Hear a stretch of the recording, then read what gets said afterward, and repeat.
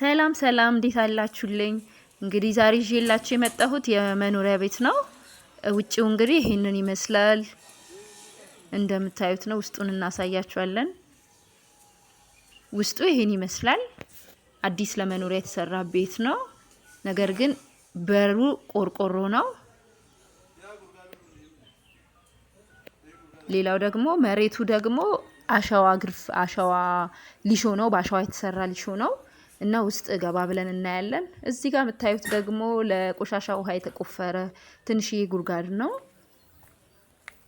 እና ውስጥ ገብተን እስቲ እናሳያቸዋለን።